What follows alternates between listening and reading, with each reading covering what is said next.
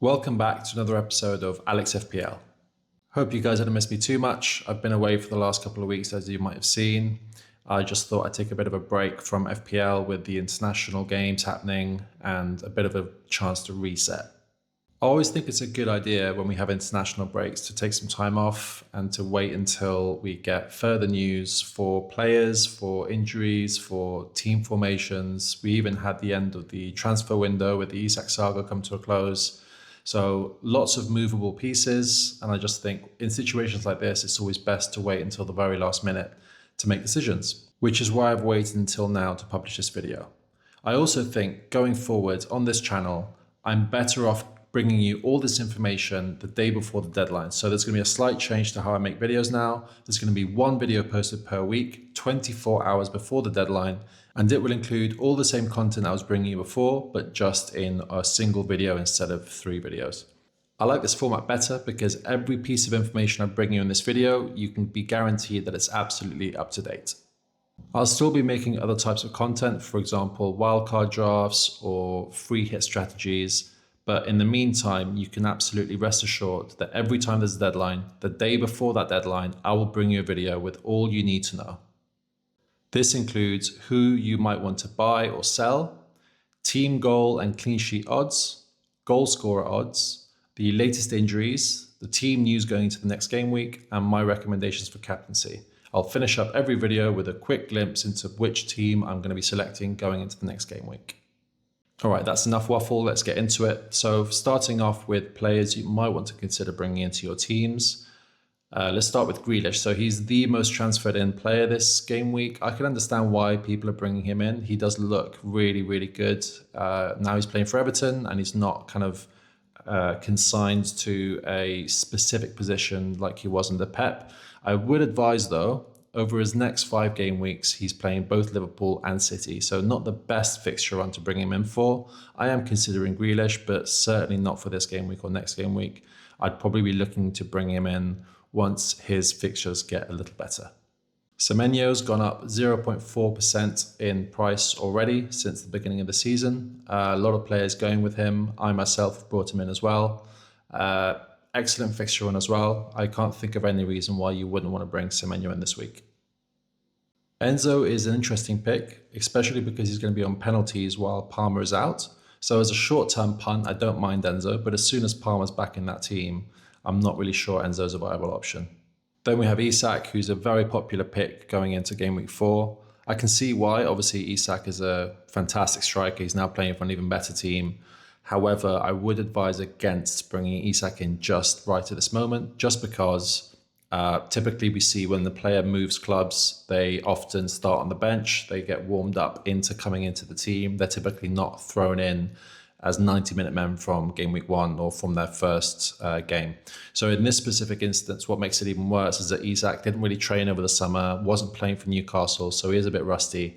So I definitely would advise against bringing Isak in this week.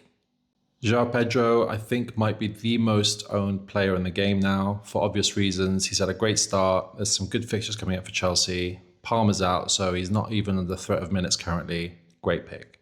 Over 500,000 managers have chosen to bring Guehi in this week, which I would advise against because we can't assume that Guehi starts over Konate or Van Dijk in the next game week. So let's wait and see on this one. Gakpo, I'm not sure about. Now that Isak is at Liverpool, there's going to be more pressure for minutes on those positions in the both wide areas and up front. Obviously, Isak is a number 9, but that means that then Ekitike could be moved out to the left. We also have seen Isak play on the left. So although Gakpo is not a bad option, and I certainly wouldn't be in a rush to sell him if I had him, I just wouldn't be thinking of bringing him in if I didn't.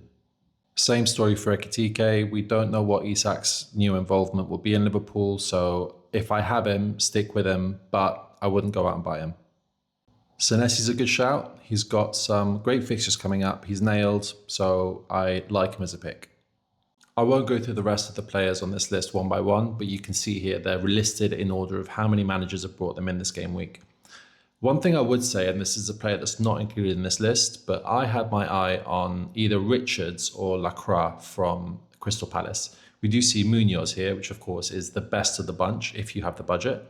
However, if you don't have 5.5 million or now 5.6 million, I would recommend going for Lacroix, who's got incredible stats when it comes to DEFCON. If you really can't afford him, then maybe consider bringing in Richards. But Lacroix has, for me, the best value for money in that Crystal Palace defence. And Crystal Palace have a phenomenal set of fixtures coming up, including Sunderland and West Ham in their next two. Next, we have the players that you might want to consider selling. First up, we have Palmer, who's been sold by over 1 million managers, and that's largely due to the fact that he is injured and is not expected to play in Game Week 4. We don't have too much news from Maresca in terms of Palmer's availability going forwards either. Next on the list is Cunha, who's injured, so that's an obvious sell. And then next we have Wood, which surprises me because obviously he's blanked for the last couple of game weeks, but he is still a player that we all know from last season. Nothing's really changed in that regard. His upcoming fixture against Arsenal isn't great, but following that, he is playing Burnley and Sunderland, and I think some of us are forgetting that, especially those of us who owned Wood and are now selling him. Of course, another factor when considering Nottingham Forest players is that Nuno Espirito Santo was sacked and replaced by Ange Postecoglou. Now, Ange, of course, is a much more attacking manager than Nuno Espirito Santo, so I think we'll need to see how that affects Wood. It could be a great net result for him. It could mean actually that the new manager wants to opt with one of the other forward players instead of Wood. So we'll need to wait and see how that affects Wood's minutes and performance. However, if I did have Wood this week and I had the ability to bench him for one game week while he plays Arsenal and then bring him back for those two amazing fixtures against Sunderland and Burnley, I would absolutely recommend that as the best option. And next, for those managers who are selling Watkins, I absolutely understand why. It is frustrating. We have been expecting a lot more from Watkins over the last 3 game weeks. He has absolutely underperformed. This is true. However, let's look at the fixtures he still has to come. This is the reason why you brought him in. He had long-term great fixtures. So in my personal opinion, I'll be holding on to him for at least 2 more game weeks, and then I'll make a decision. The other players on this list are fairly self-explanatory. They're either being sold because they're injured, out of form, or not in favour with their manager. The only one I'm a little surprised by is Kudus, who's got an amazing run of fixtures coming up. I think the reason people are opting to sell him is because his XGI isn't amazing. But again, we've only had 3 game weeks to assess. So if I had Kudus on my team, I'd definitely look to keep him, but each to their own. Next, bringing you Rob T FPL's really fantastic work that he does in terms of the team goal and clean sheet odds. What he does is he looks at the betting companies' projections and he adjusts them for FPL. So let's start by looking at Liverpool's projected goals, 2.41, right at the top of the list. So Liverpool expected to score the most goals this game week, which is why I'm going for Salah captain. Then we have Arsenal with 2.1 expected goals against Nottingham Forest at home. Then we have City, Newcastle, Chelsea, Crystal Palace, Tottenham, and so on. Use this list to help you make benching decisions or captaincy choices. On the other side, we have the clean sheet odds. Again, Arsenal really high up there in terms of their clean sheet potential. They've got 44% chance of keeping a clean sheet.